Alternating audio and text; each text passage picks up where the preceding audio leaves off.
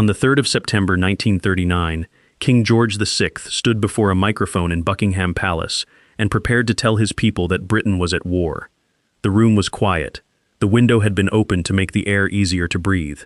His jacket was off. The pages in front of him had been marked with pauses and reminders. And a few feet away stood Lionel Logue, the Australian speech therapist who had helped him prepare for moments like this for 13 years. The king began. His voice was controlled, but not effortless. There were hesitations. Certain words required visible care. He did not defeat his stammer in one miraculous performance. He managed it, sentence by sentence, while millions of listeners waited on the other side of the radio. That is the moment remembered by the king's speech. The film was right to make it powerful. It was right to place Logue in the room. And Colin Firth was rightfully awarded the Oscar for Best Actor for bringing the king's struggle to the screen. But the film had a different story to tell from the one we are telling here. It was a film about an adult learning to speak under pressure. It could give only a few minutes to the child who had grown up before the microphones, the broadcasts, and the crown. In one subdued conversation, the audience hears about a cruel nanny, painful leg splints, forced right-handedness, and a frightening father. Then the story moves forward. The real childhood cannot be explained that quickly. It unfolded inside a nursery system that gave servants almost complete control over royal children. It unfolded in a family where affection existed, but was often buried under rank, duty, and fear.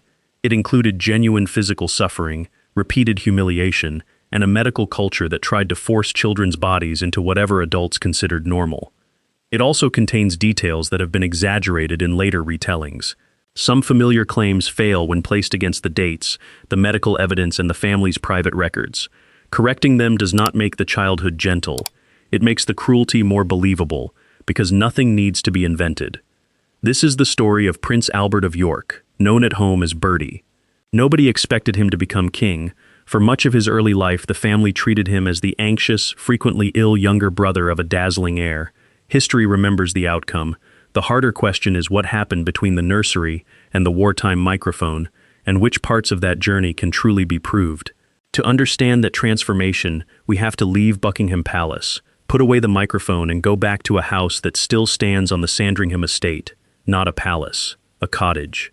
The boy, born on a day of mourning, Prince Albert Frederick Arthur George, was born at 3:05 in the morning on the 14th of December, 1895, at York Cottage in Norfolk. The date made the family uneasy. It was the 34th anniversary of the death of Prince Albert, Queen Victoria's husband. Victoria had spent those decades mourning him, wearing black and preserving his memory so intensely that the anniversary remained a solemn date within the family. The newborn was Victoria's great-grandson, not her great-great-grandson. His father was Prince George, Duke of York, later George V. His grandfather was the future Edward VII. Between the baby and the throne stood that grandfather, his father, and his elder brother, Prince Edward. Albert therefore began life fourth in the succession. The naming was more tender than the command sometimes described in modern retellings. The family worried that a birth on the anniversary might distress Victoria. The Prince of Wales suggested that George propose the name Albert because it would please her. Victoria welcomed the idea. She wrote that the child seemed especially dear because he would carry the name she associated with everything great and good. So Albert was not named because an old queen coldly imposed a dead man's identity upon him. His name came from a family's attempt to turn a painful anniversary into something consoling. Inside the family, however, he was Bertie. That nickname mattered. Royal families reuse names until family trees become difficult to follow. There had already been another royal Bertie, Queen Victoria's eldest son, the future Edward VII, whose first name was Albert. Calling the new baby Bertie made him sound less like a monument and more like a child. The house around him was equally unmonumental. York Cottage had originally been called Bachelor's Cottage. The future Edward VII gave it to his son George and George's new wife Mary after their marriage. It was a two-story building of brick and stone, with no grand formal garden. As George and Mary's family expanded, the house was enlarged twice, each time by a different architect. The additions did not give it the harmony of a palace. They helped create the crowded, awkward interior later visitors disliked. Harold Nicholson, while working on his biography of George V, was astonished that an heir to such an inheritance had lived there. Other royal biographers described the taste as heavy and the rooms as cramped. Edward, Bertie's elder brother, later implied that seeing York Cottage helped explain the personality of their father.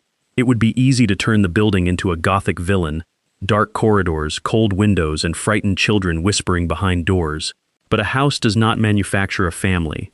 York Cottage matters because it placed a growing royal household in close physical quarters, while the emotional distance between parents and children remained enormous.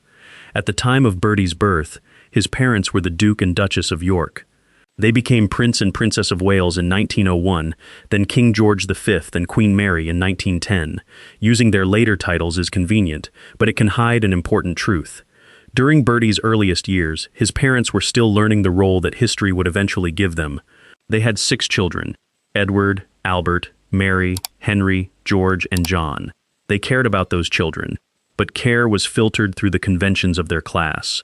Nursery life belonged to nurses, nannies, and governesses.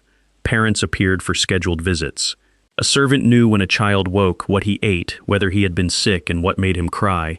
His mother might know only what the servant chose to report. That arrangement was not unique to the royal family. It was normal in many aristocratic British homes. Normal, however, did not mean safe. George was shy, exact, and emotionally awkward. Mary was conscientious, dutiful, and capable of deep attachment, but she could appear formal even with her children. One of the most revealing descriptions came from Lady Airlie, a close friend of the family. The tragedy, she believed, was not that George and Mary felt nothing. It was that neither truly understood a child's mind. There were exceptions to the coldness. When George and Mary left Britain for a long imperial tour in 1901, the children spent time with their grandparents, Edward VII and Queen Alexandra, who were openly fond of them. Alexandra was especially indulgent. The contrast taught the children that royal adults did not all behave in the same way, but the grandparents were not in the nursery every day. Someone else was. The woman without a name. The first important villain in Bertie's life is also the person about whom history knows the least. Most accounts do not preserve her full name. Later biographies describe her simply as the nanny responsible for the 2 eldest boys, Edward and Albert. That absence creates a temptation to fill the space with speculation. We should resist it. The surviving story is disturbing enough. According to the principal biographical accounts, the nanny favored Edward and mistreated Albert. Before the boys were taken to see their parents, she would pinch Bertie so that he arrived crying. His mother, confronted with a distressed baby during a brief formal visit, would return him to the nursery. The person who had made him cry then regained control of him. The nanny was also accused of neglecting his feeding. Biographers generally place the discovery after roughly 3 years. We cannot reconstruct every incident in that nursery. We do not possess a daily record written by the child, and later family recollections do not allow a historian to diagnose every consequence. Claims that the abuse included a sexual element go beyond the available evidence and should not be repeated as fact. What can be said is serious. A caregiver appears to have used pain and hunger against a very young child, while a system built on scheduled parental contact concealed what was happening. The mechanism is painfully simple. If a mother sees her child only briefly, she sees a result, not the cause. She sees tears, not the pinch delivered moments earlier. If she trusts the nanny as an expert and doubts her own ability to calm the child, handing him back seems practical. The system then rewards the abuser. Every sign of distress returns the child to the person producing it. That is why the famous sentence in the King's Speech carries such force. The adult Bertie says it took his parents 3 years to notice. The exact wording belongs to the screenplay, but it reflects the account preserved by his biographers. The mistreatment continued for years before his parents understood enough to act. When they did understand, the nanny was dismissed. That fact complicates the image of George and Mary as parents who simply did not care. They acted once the abuse came to light. Their failure was the distance that allowed it to remain hidden for so long. The replacement was Charlotte Bill, known as Lala. Lala Bill became one of the most dependable adults in the children's world. She was affectionate without being careless, and protective without turning the nursery into her private kingdom. Her importance can be measured by the length of her service. Years after Edward and Bertie had grown, she remained with the family to care for their youngest brother, Prince John. This is not a neat story in which one loving nanny repaired everything done by a cruel one. Children do not work like damaged clocks. Nor can we look backward and attribute every later illness, fear, or hesitation to those first years. Bertie suffered chronic digestive problems as he grew older, including a duodenal ulcer that required surgery during the First World War. Earlier versions of this story sometimes say, childhood underfeeding caused that ulcer. The connection has never been established. Peptic ulcers have specific medical causes, and a biography cannot turn correlation into diagnosis. The emotional lesson is more defensible. Bertie's earliest security depended less on his parents than on whichever employee controlled the nursery. One nanny made that dependence dangerous. Another showed him that authority could also be patient. Lala's arrival gave the children a safer daily life. It could not change the culture waiting beyond the nursery door. That culture was ruled by Bertie's father, the second son who became a severe father. Before judging George V, it helps to notice the uncomfortable resemblance between his life and Bertie's. George had also been a second son. His elder brother, Prince Albert Victor, known as Eddie, was expected to inherit. George was prepared for a naval career. At 12, he joined the cadet training ship HMS Britannia with his brother. He spent years at sea, traveled through the Empire, and eventually commanded a torpedo boat. Then, in January 1892, Eddie died of pneumonia during an influenza epidemic. He was 28. George's naval career ended almost immediately because the spare had moved into the direct line of succession. Even his marriage grew out of that upheaval. Princess Mary of Teck had been engaged to Eddie. After his death, she and George grew closer during their shared mourning. They married in 1893. 2 years later, Bertie was born. George therefore knew what it meant to have a brother's fate redirect his life. He knew what it meant to exchange the Navy for royal duty, and he knew that the crown could move toward a second son without asking whether that son wanted it. What he did not do was translate that experience into gentleness. The Navy had given George a model of order he understood. Commands were clear, routines were fixed, and emotion was private. He carried that model into his household. Meals ran on time. Clothing had to be correct. Children were expected to control themselves in the presence of adults. A mistake that might have been ordinary in another family could feel like a failure of discipline in his. George's diaries reveal the same preference for order. He kept an entry almost every day, often recording weather, official work, shooting totals, and family movements in compact, controlled sentences. Major historical events could receive surprisingly plain treatment. Emotion appeared, but usually without exploration.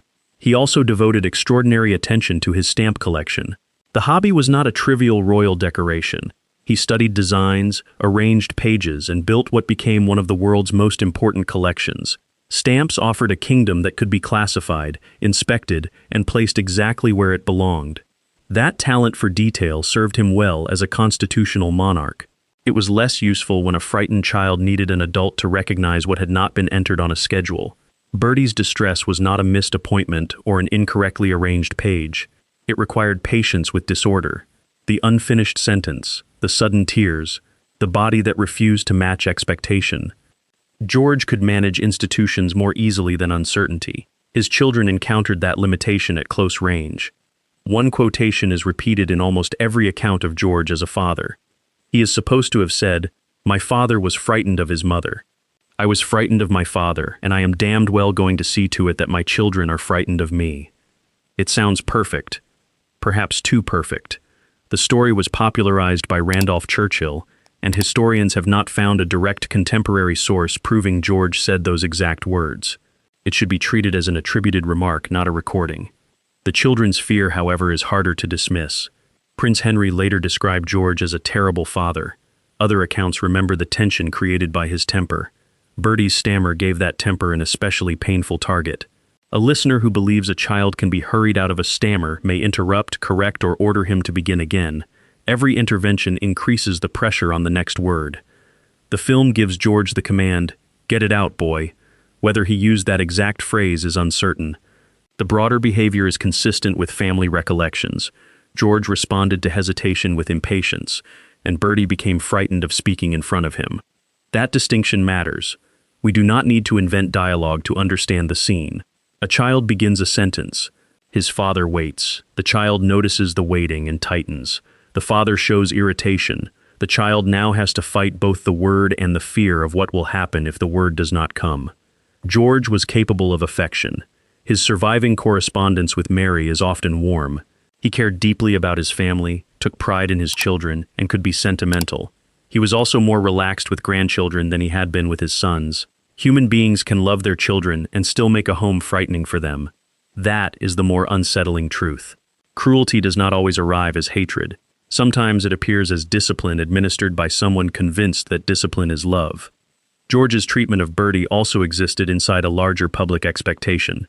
Royal children were not merely being raised to become adults. They were being prepared to stand upright in uniform, ride correctly, appear composed, and represent a dynasty. Their bodies were public symbols before they were old enough to understand what a symbol was. Bertie was a poor fit for that ideal. He was frequently ill.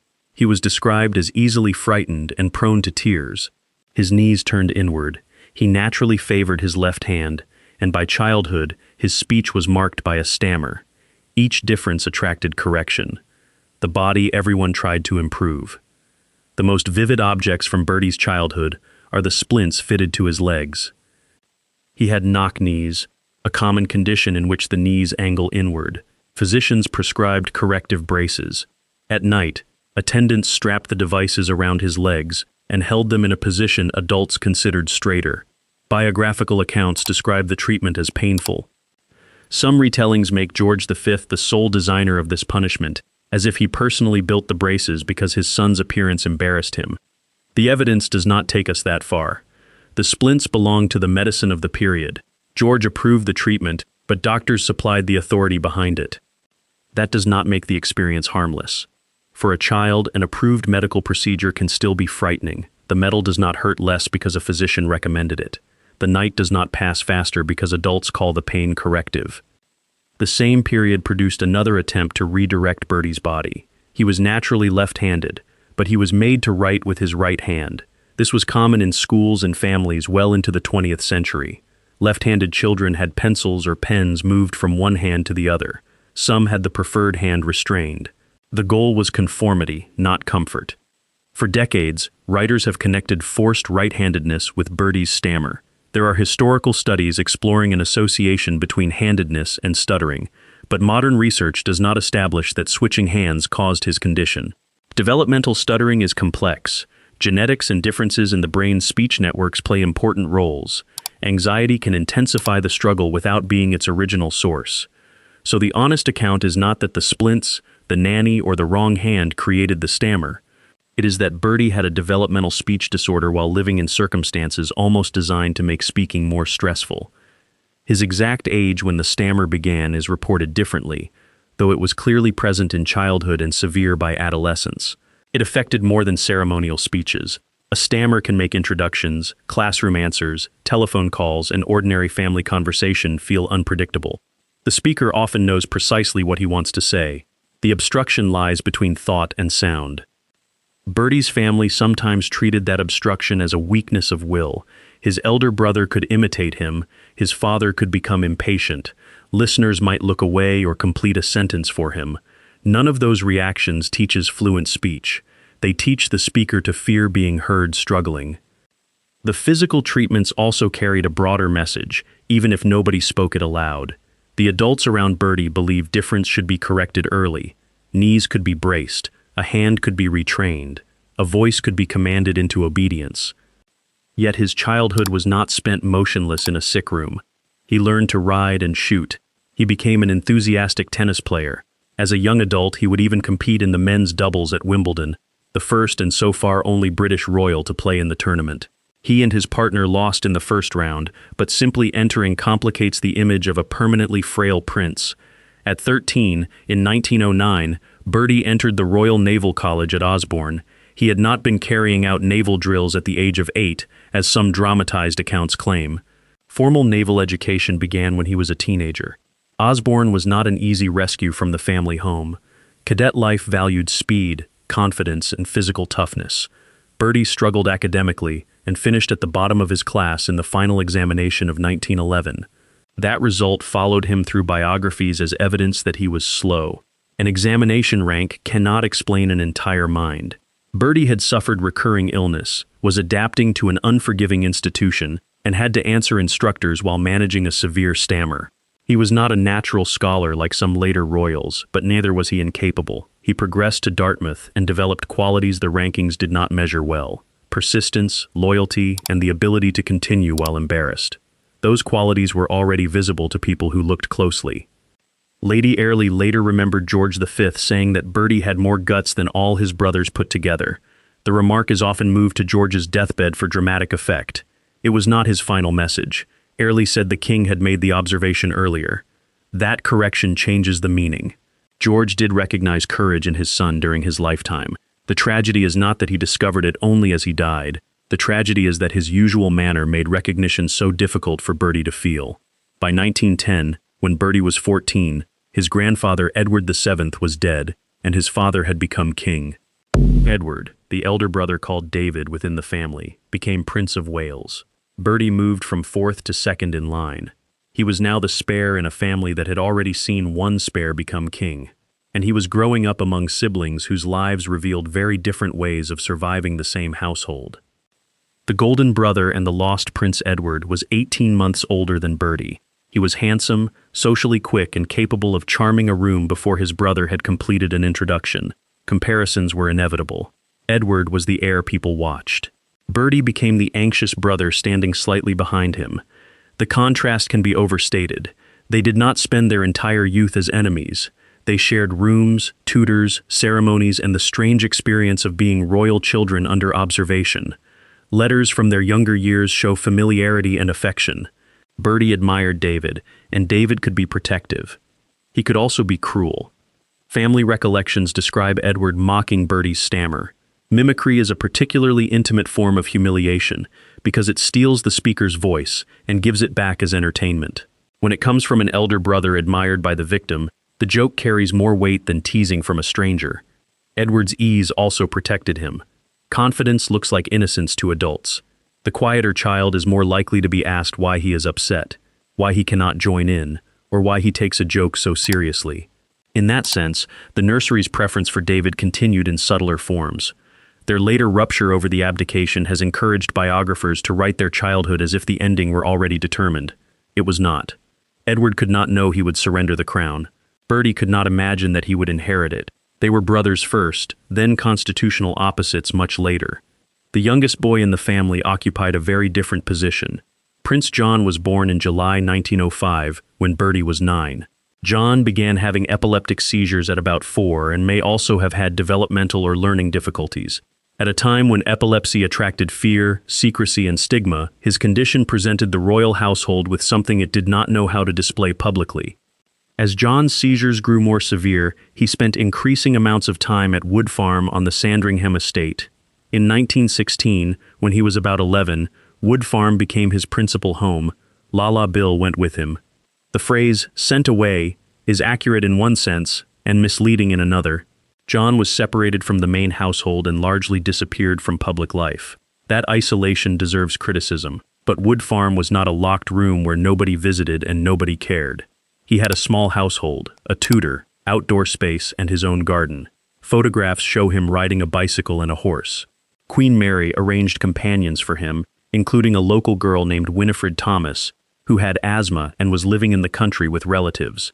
Winifred later remembered walking with John, working in the garden, and watching his excitement when wartime Zeppelins passed overhead. He was thrilled when her father, a soldier, visited. To John, he was not an abstraction from a newspaper, but a real, live soldier standing in front of him. That small story matters because it gives John back some of the life that the label Lost Prince removes. He was not only an epileptic child hidden by a dynasty, he was a boy who planted things, watched the sky, formed attachments, and wanted company. He also continued to see members of his family. He spent Christmas Day in 1918 at Sandringham House before returning to Wood Farm that night. On the 18th of January 1919, John suffered a severe seizure and died in his sleep. He was 13. Lala telephoned Queen Mary, who traveled to Wood Farm with George. Mary found Lala heartbroken, and John lying peacefully in bed. The wording of Mary's diary has often been mishandled. She wrote that the news was a great shock, but that death had come as a great relief to the child's troubled spirit. She did not write that John's disappearance was a convenient relief for the family. Her entry describes grief alongside the belief that his suffering had ended.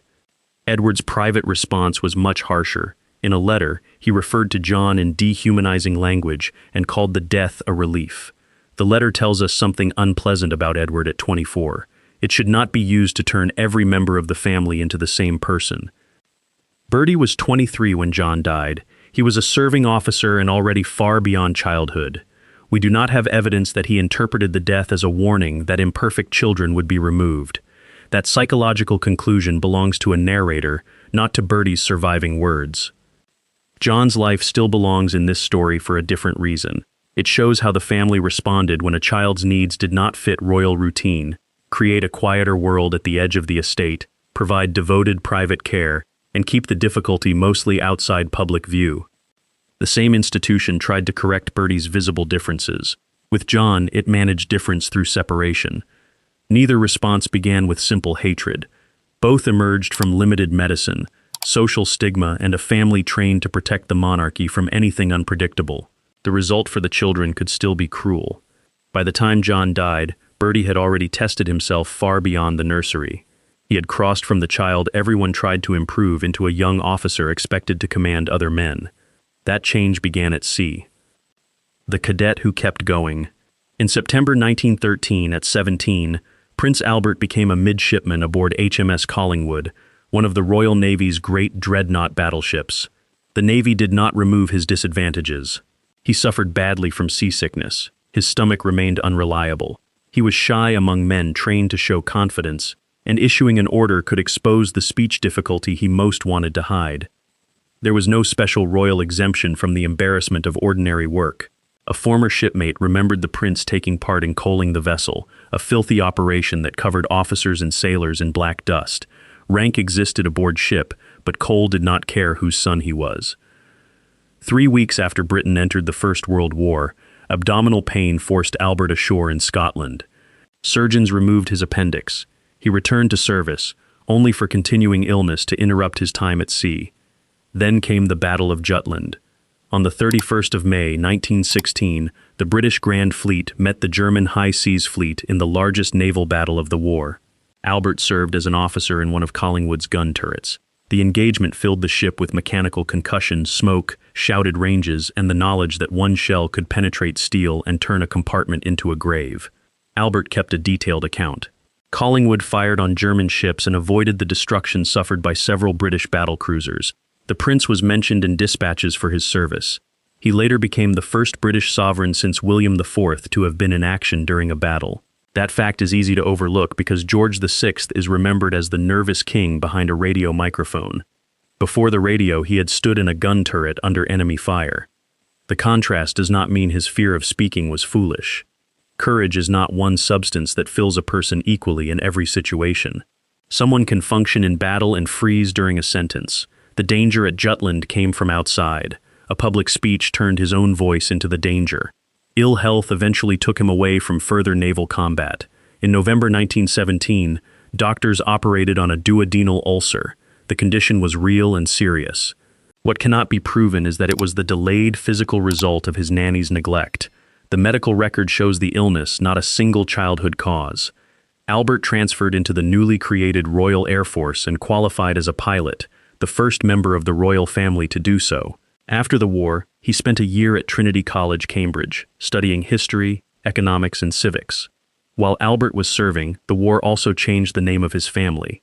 Until 1917, the dynasty was officially the House of Saxe-Coburg and Gotha, inherited from Queen Victoria's German-born husband, Prince Albert. During a war in which German aircraft were bombing Britain, that name became politically poisonous. The problem grew worse because one model of German bomber was called a Gotha. British newspapers could place reports of Gotha raids beside the German name of Britain's royal house. George V responded in July 1917. He renounced the family's German titles and announced that the dynasty would take an English name from one of its most recognizable residences, Windsor. Bertie therefore entered the war as a member of the House of Saxe-Coburg and Gotha and left it as a prince of the House of Windsor. The change was a public relations decision, but it also demonstrates how completely monarchy could reshape private identity for public survival. Names, titles, and family connections were adjusted when the institution required it. The child made to exchange his left hand for his right now belonged to a family that had exchanged one ancestral name for another. The experiences were not equivalent, but they grew from a shared royal instinct. When something visible creates difficulty, change what the public can see. None of this turned him into Edward. He did not acquire his brother's effortless social style. The stammer remained. Formal appearances still produced dread. but service supplied evidence that the boy who had finished last in an examination could learn, endure, and accept responsibility. His childhood had taught him to expect correction. The Navy taught him that useful work could matter more than polish. That difference shaped the kind of prince he tried to become, the prince who listened. In 1920, Albert was created Duke of York. The title came with factories to visit, charities to support, and ceremonies to perform. Public duty meant speaking, the activity he feared most. It also took him beyond the royal drawing room and introduced him to people whose childhoods had been difficult for reasons entirely different from his own. As president of the Industrial Welfare Society, the Duke visited mines, railway works, and manufacturing towns. He became interested in safety, housing, and the relationship between employers and workers. Newspapers sometimes called him the Industrial Prince. In 1921, he supported an experiment that became the Duke of York's camps. Boys from fee-paying public schools camped alongside boys from industrial and working-class communities. They wore the same simple clothes, took part in the same games, and shared daily tasks. Social rank was not supposed to determine who led and who followed. The camps continued until 1939 and eventually involved thousands of boys. They were limited by the assumptions of their era, but the idea was unusually direct. Put young people from separated social worlds in one place and let them discover that the other group was made of individuals rather than stereotypes. It is impossible to prove that Bertie's nursery experience produced the camps. The connection should not be reduced to a psychological slogan. Still, the project reveals what interested him as an adult. He preferred situations in which status became less visible and patient contact did work that formal speeches could not. The final camp created one of the quietest scenes of his reign. It was August 1939. Europe was moving toward war, and everyone around the king understood that the last summer of peace might be ending. George arranged for the camp to be held near Balmoral in the Scottish Highlands. The experiment that had begun when he was a junior prince was now being hosted by a sovereign. George arrived with Queen Elizabeth and their daughters.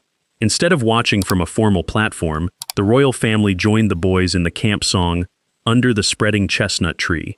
The song included hand movements and deliberate silences, turning a group of boys from radically different homes into one slightly awkward chorus. For a man known for struggling with sound, there is something fitting about the silences being part of the music.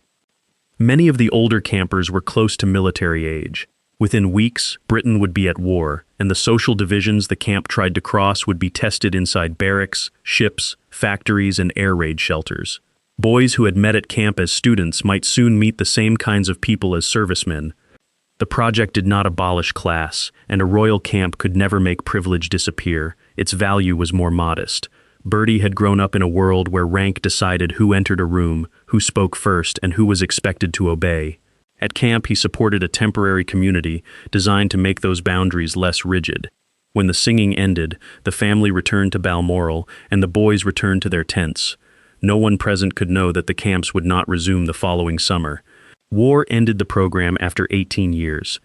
The last gathering, therefore, became an accidental farewell to the project, to the campers' peacetime youth, and to the version of George's kingship that existed before the conflict.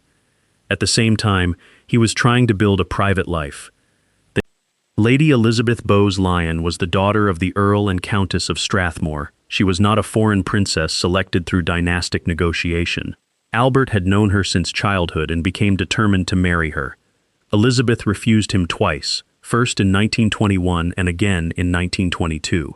Her hesitation was not a game designed to make a prince pursue her. She understood that marrying into the royal family meant surrendering privacy and allowing duty to organize the rest of her life.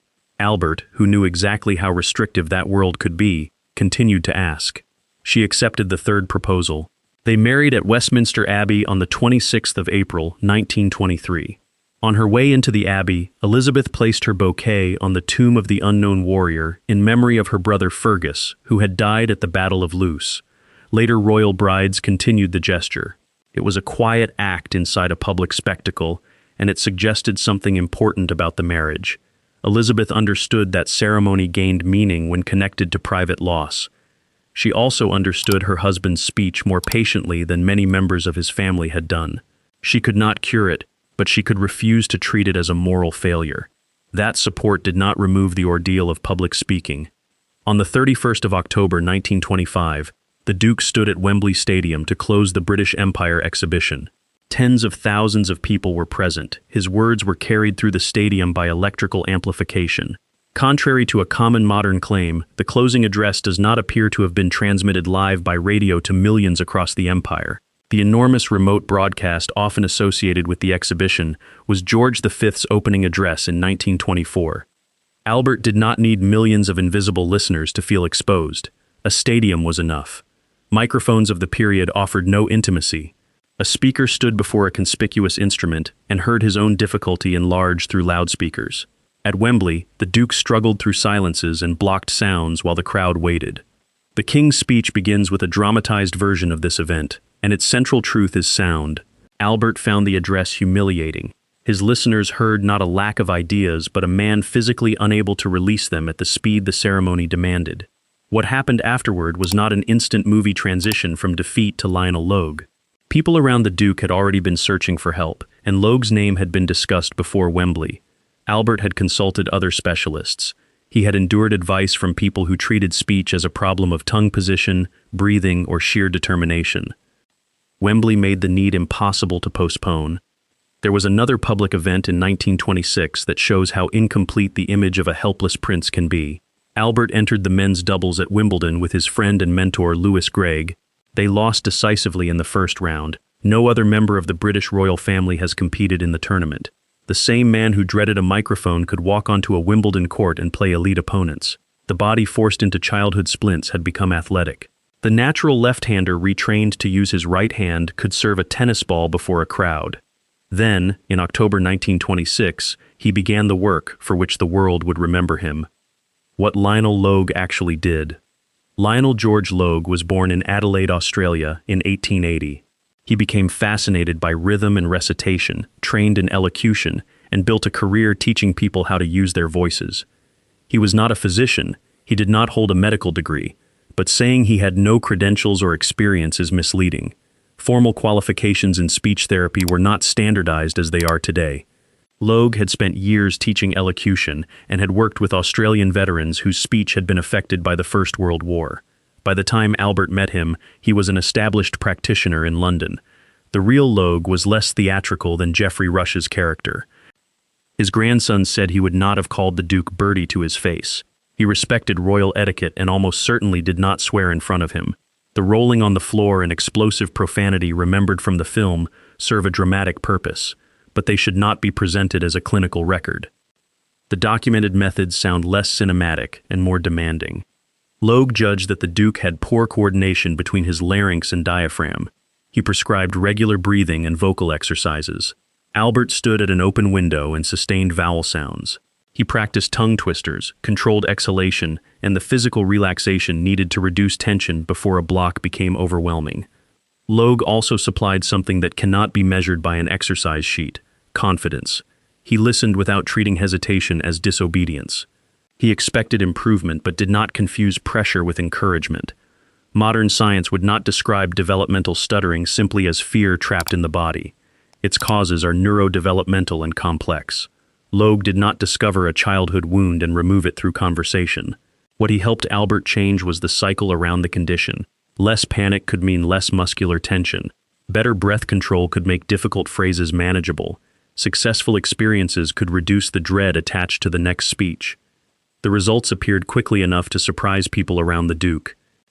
The most important early test came thousands of miles from Harley Street. In 1927, Albert and Elizabeth traveled to Australia to open the new Federal Parliament House in Canberra.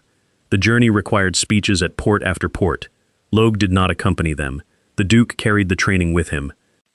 The assignment was punishing even for a fluent speaker.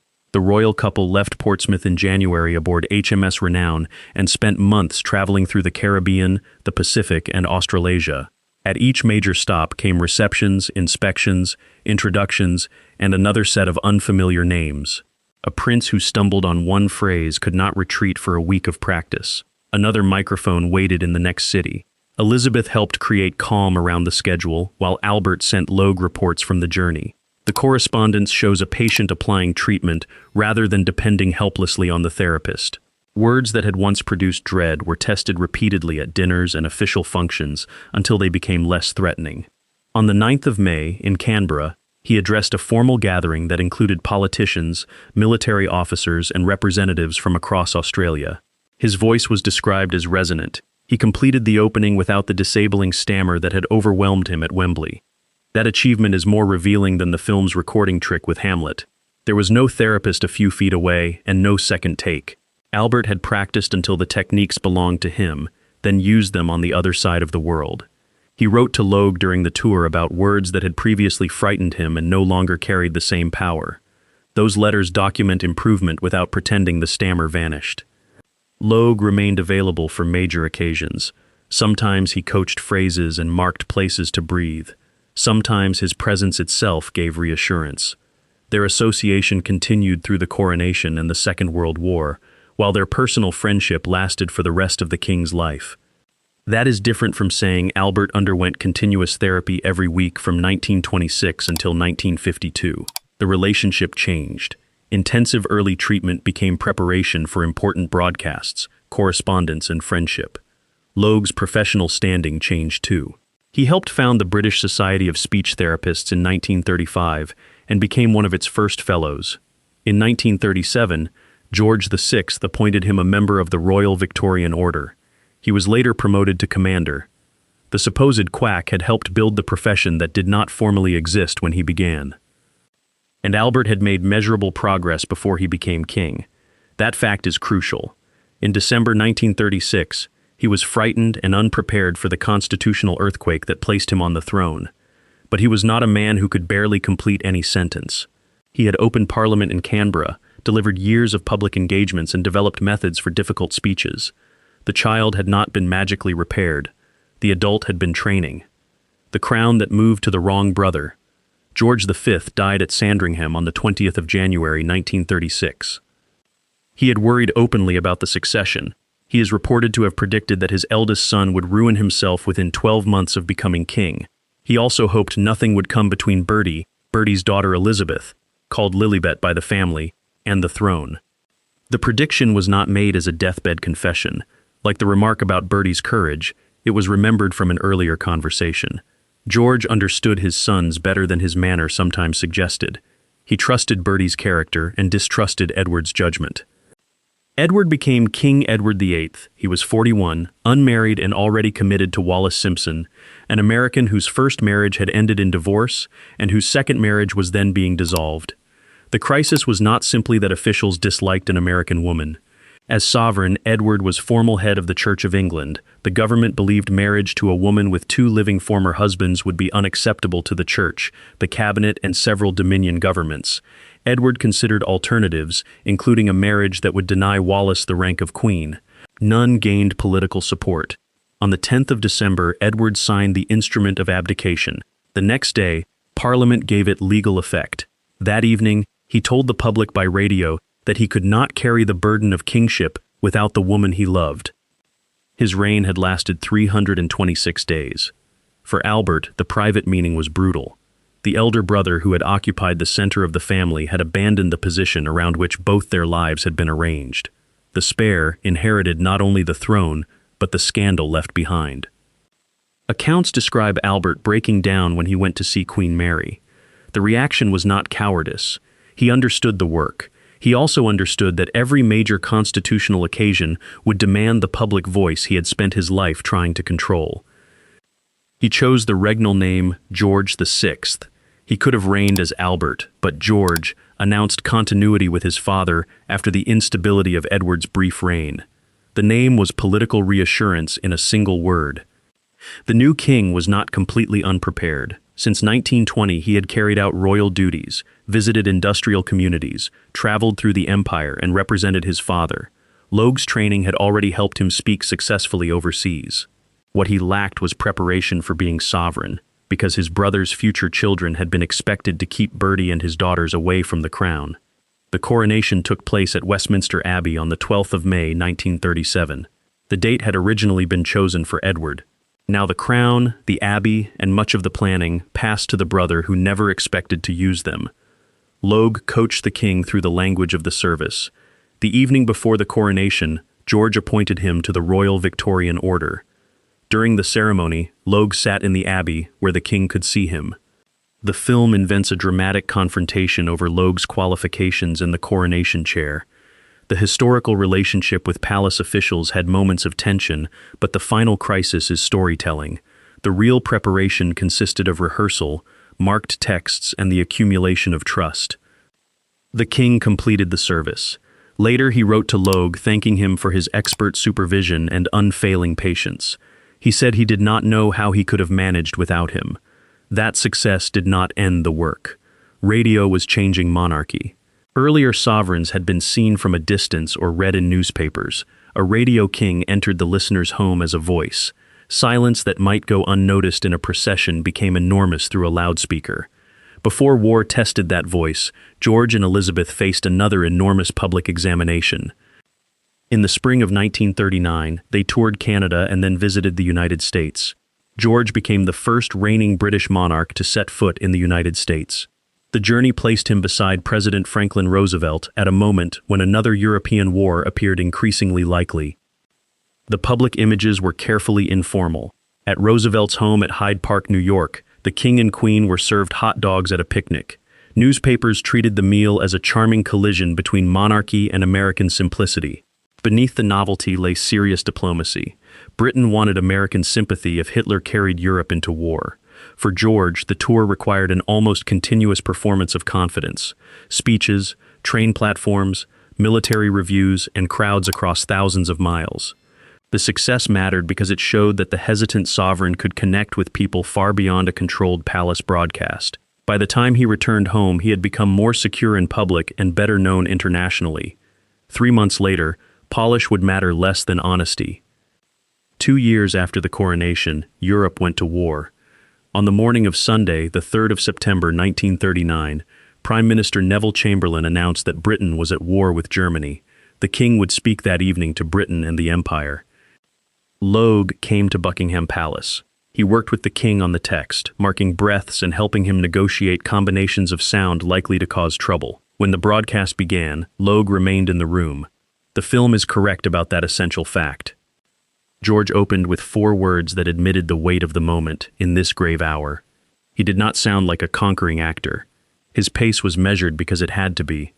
The pauses created by his training and the pauses created by the stammer were difficult for an ordinary listener to separate. That vulnerability gave the speech its human force. He told his people that the task might be hard and the days ahead dark. Britain was not hearing a man who had permanently conquered speech.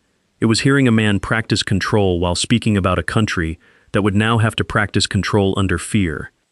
The broadcast was one achievement in a long working relationship, not a cure completed in 9 cinematic minutes. Logue continued helping with major speeches during the war. George continued to hesitate at times. Recordings from later years preserve the struggle as well as the improvement. The voice remained imperfect. It had become dependable. The home Bertie built. Albert and Elizabeth's first daughter was born on the 21st of April, 1926, almost 6 months after the Wembley speech. She was named Elizabeth Alexandra Mary. Her sister, Margaret Rose, followed in August 1930. Their father called the household "We Four." He is often quoted as describing Elizabeth as his pride and Margaret as his joy. Those phrases can tempt us into an overly simple contrast. George V created fear, then George VI consciously created perfect love. Family life is rarely that clean. Elizabeth and Margaret still grew up royal. Nannies and governesses supervised much of the day. Their education was private. Their parents traveled for long official tours. Standards of behavior were high, and the girls understood early that photographers might be waiting outside. But the surviving record describes a close family. Home films show a father playing rather than appearing only for a formal inspection. At Royal Lodge in Windsor Great Park, the girls had gardens, dogs, and a miniature house given to Elizabeth by the people of Wales. The scale of their privilege was extraordinary, yet the emotional atmosphere differed from the scheduled nursery visits at York Cottage. There is one revealing detail in Elizabeth's childhood education. In 1937, after her father became king, a special company of girl guides was established at Buckingham Palace so that the heir could take part with girls of her own age. Members included relatives and daughters of palace employees. It was not ordinary childhood, but it was an effort to create companionship inside circumstances that made ordinary childhood impossible. George V also behaved differently with Elizabeth than he had with his sons. The stern father became an affectionate grandfather. He took pleasure in her company and helped bring her into public view. The change does not erase the fear his children remembered. It shows that age, role, and circumstance could release a warmth he had struggled to express as a young parent. For Bertie, watching his father with Lilibet must have been complicated, though the record does not tell us exactly how he interpreted it. We should not write thoughts into his mind. What we can see is that he gave his daughters regular affection and remained emotionally close to them into adulthood. The abdication changed their home overnight. Elizabeth, who had been a relatively minor princess, became heir presumptive at 10. She reportedly asked her sister what the change meant. Margaret asked whether Elizabeth would one day be queen. When Elizabeth said yes, Margaret answered, "Poor you."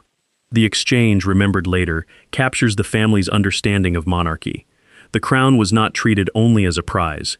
It was a future duty imposed on a child because an uncle had stepped away. Bertie knew that pattern personally. He could not prevent the burden reaching his daughter, but he could prepare her without teaching her that terror was the same thing as respect. Then war brought danger directly into the family home. Suggestions were made that Elizabeth and Margaret should be evacuated abroad. Queen Elizabeth rejected the idea. Her answer has been remembered in 3 parts. The children would not leave without her, she would not leave the king, and the king would never leave. The girls spent much of the war at Windsor Castle. The king and queen remained publicly based in London, though they often slept at Windsor. Buckingham Palace was bombed 9 times. On the 13th of September 1940, German bombs struck the palace while the king and queen were there. One exploded in a courtyard, and another damaged the private chapel. Queen Elizabeth later wrote that she was glad they had been bombed because she felt she could look the East End in the face. The line was not a claim that palace damage equaled the destruction suffered by working-class London. The East End endured death, homelessness, and repeated raids on a scale the royal family did not. Her meaning was symbolic. The monarchy had now shared at least part of the danger it asked others to endure. George and Elizabeth visited bombed neighborhoods, factories, troops, and hospitals. These encounters placed the shy king before thousands of conversations. Not every duty required a national broadcast. Many required entering a ruined street, meeting a bereaved family, and finding a few words that did not sound empty. The child who had feared inspection now lived under permanent inspection. During those years, Elizabeth watched her father work through exhaustion. She saw him handle red government boxes, meet ministers, travel through damaged cities, and prepare broadcasts with Logue. The famous steadiness of her later reign cannot be assigned to one parent or one childhood lesson. But George supplied her closest example of sovereign duty. On the 8th of May 1945, the war in Europe ended. George spoke to the nation again. Later that day, he appeared with his family and Winston Churchill on the balcony of Buckingham Palace, before crowds filling the mall. Elizabeth and Margaret were allowed to leave the palace in disguise that night and join the celebrations. The heir to the throne moved through London among people who did not recognize her. For one evening, the family that lived through ceremony experienced the crowd from both sides of the palace gates. George had entered the war as a king, unsure whether his voice could carry the country. He left it as a respected national figure. The achievement did not belong to Logue alone, and it did not prove that childhood suffering had been necessary. Cruelty is not valuable because a victim later becomes admirable. His achievement belonged to what he did after the cruelty, the years of practice, the duties accepted, the relationships he allowed himself to trust, and the family life he chose to sustain. The last journey from Sandringham. The war took a physical toll on George, but it was not the only cause of his declining health. He had smoked heavily for years. By the late 1940s, he was suffering from circulation problems, including arteriosclerosis. In 1951, doctors found a malignant growth in his left lung. On the 23rd of September, surgeons removed the lung in an operation carried out inside Buckingham Palace. The public was told about structural abnormalities, not cancer. Palace medicine still protected the sovereign through secrecy, much as the family had once managed childhood illness away from public view. George returned to limited duties, but recovery was incomplete. His Christmas broadcast for 1951 had to be recorded in sections and edited together. The voice that symbolized wartime persistence now revealed the weakness of the body producing it. On the 31st of January, 1952, the king went to London Airport to see Elizabeth and her husband Philip leave for a Commonwealth tour. He looked thin and ill. Against advice, he came to wave goodbye. It was his final public appearance. Elizabeth traveled first to Kenya. George returned to Sandringham, the estate where he had been born 56 years earlier. Not to York Cottage, which still stands, but to Sandringham House. During the night of the 5th of February, he died in his sleep. The immediate cause was recorded as coronary thrombosis in a man already gravely weakened by cancer and major surgery. His valet found him on the morning of the 6th. The message was sent under the code Hyde Park Corner. In Kenya, Princess Elizabeth learned that her father was dead and that she was now queen. There is a brutal symmetry in that transition. George V had been pulled from a naval career by his brother's death. Bertie had been pulled onto the throne by his brother's abdication. Elizabeth inherited because illness took her father while she was abroad. The crown kept moving through private shocks. Lionel Logue wrote to Queen Elizabeth, the king's widow, later known as the Queen Mother. Her reply offered perhaps the clearest judgment on his work. She said she knew better than anyone how much he had helped the king, not only with his speech, but through it with his whole life and outlook. That is more precise than saying Logue saved a monarchy in one room. He gave Albert tools, confidence, and companionship. Albert did the speaking. The King's Speech won 4 Academy Awards, including Best Picture. Colin Firth won Best Actor. The film earned its place because it understood the drama of a voice that would not obey at the moment history demanded it. What it could not contain was the whole private system behind that voice. Adults separated from children by servants and protocol, medicine that valued conformity over comfort, and a family that found duty easier to express than reassurance. The record is incomplete, but its limits are part of responsible storytelling. Where evidence ends, certainty must end with it. George does not become more sympathetic when a narrator invents thoughts for him, and his family does not become more monstrous when every ambiguity is forced into the darkest possible interpretation. The remarkable part of George VI's life is not that suffering secretly made him strong. Plenty of suffering simply hurts people. His achievement was that he kept developing after other people had defined him by weakness. In 1949, that development gave him a role no earlier British sovereign had held. As India prepared to become a republic while remaining connected to other former imperial territories, Commonwealth leaders recognized George as head of the Commonwealth. The title described a free association rather than direct imperial rule. The prince born during Queen Victoria's empire ended his life as the first head of an organization intended to survive the empire's retreat. Even the institution that had demanded conformity from him was being forced to learn a different kind of relationship. And at home, he was not merely the stammering king. He was Bertie, Elizabeth's husband, the father of the family called We Four, a man whose daughters remembered closeness where he had remembered fear. Logue died in April 1953, 14 months after the king. Representatives of Queen Elizabeth II and the Queen Mother attended his funeral. The private practitioner once approached because conventional treatments had failed was mourned as part of the royal story. Decades later, the country did not need a corrected human being. It needed a dependable one. That is what George VI became. So here is the question I would leave with you. Which mattered more in shaping Bertie, the fear he learned from George V or the patience he later received from Elizabeth and Lionel Logue? Tell me where you come down in the comments. And if you want more royal stories that separate the documented history from the legend, subscribe and join us for the next one.